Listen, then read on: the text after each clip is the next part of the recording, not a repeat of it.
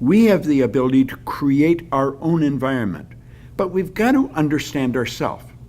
We don't have a soul, we are a soul. We are living in a physical body corresponding with the material universe. Now we have to understand this, and if we don't understand it, we're not going to make it. And we've got to understand, like I can look at your body, I can tell you all kinds of things about you.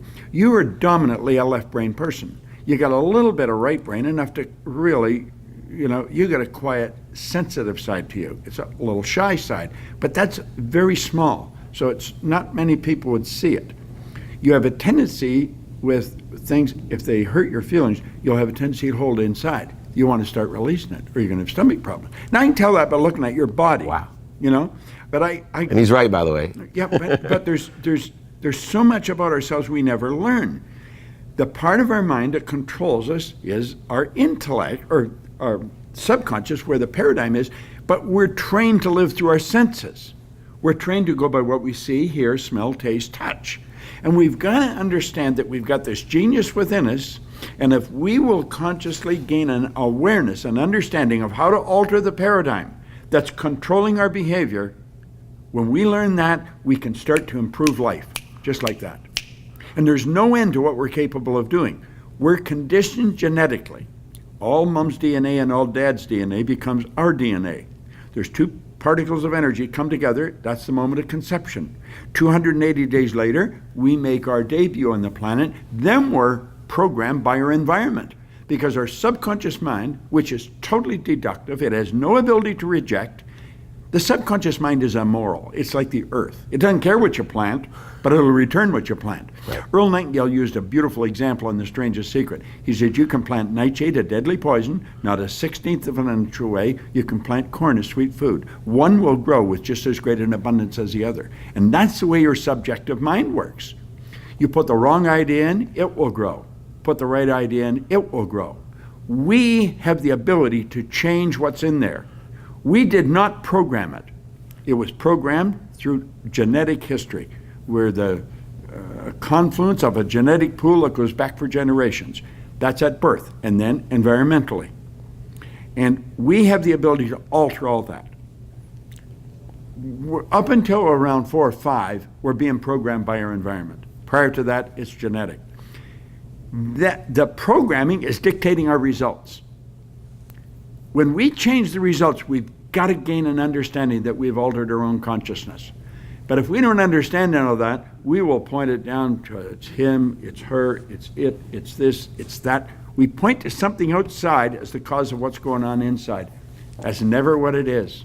Right. It might have been someone that helped us shift this consciousness, but we've moved it. And if we want success, we've got to change what's inside. Right. It's essential, and it doesn't change until we do that. It reminds me of two things my mom told me. She was a real fan of reading, and especially history. And I said, wow, that's what teach me not to stumble on the roadblocks behind me. Why am I so, is it so important to study history? And she said, because the one thing that never changes is human nature.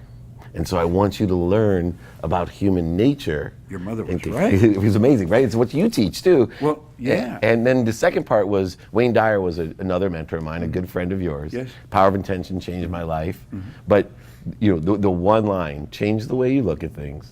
The things you look at will change. There's no question about it. That's a Bob Proctor in a nutshell, right? Oh, yeah. You change the way you look at it. That's all you did in your life. If someone asked you, that's what you did. See, the whole universe operates by law. Everything moves according to law. It's not an accident that it gets dark at night.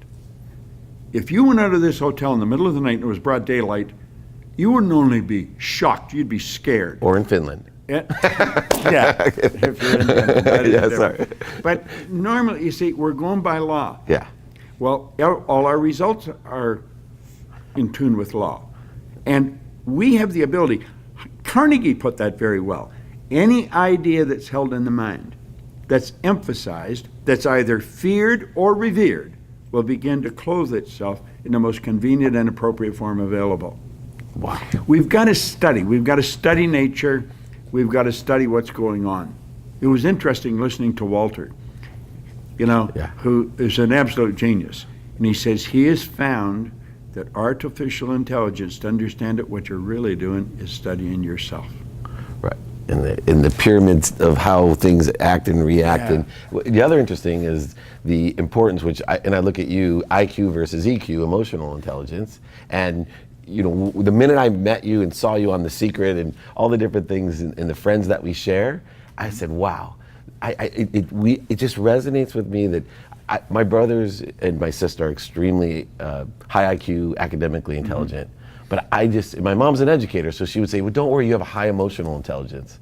When I met and saw you, I said, wow, this is someone that's just like me. I don't see myself, I understand things, but I'm more with you in trying to really manifest things and harness the energy and the soul and ideas that have been given me, the blessings that have been given me to share with others. And in fact, as a last question, we're here, you're a Chancellor of Junior Achievement.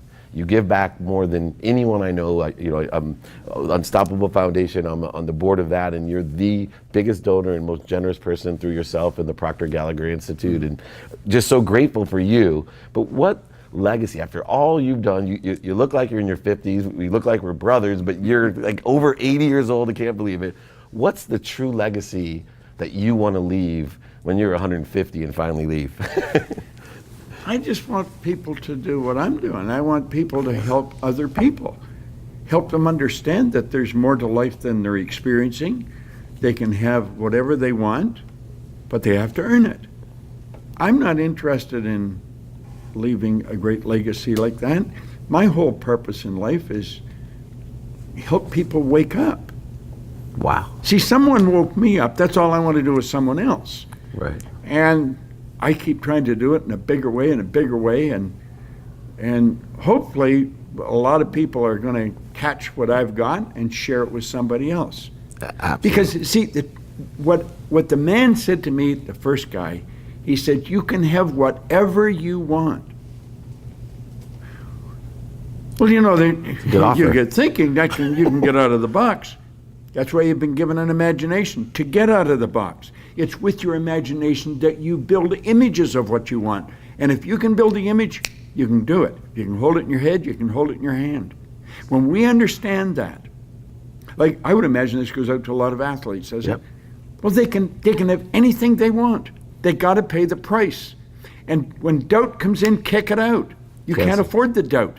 And you've got to understand, if you're going to do it, it's repetition. Get the idea from someone who's already mastered it. Say, what should I do? And do exactly what they tell you. Until you find out they're lying or they don't know what they're talking about.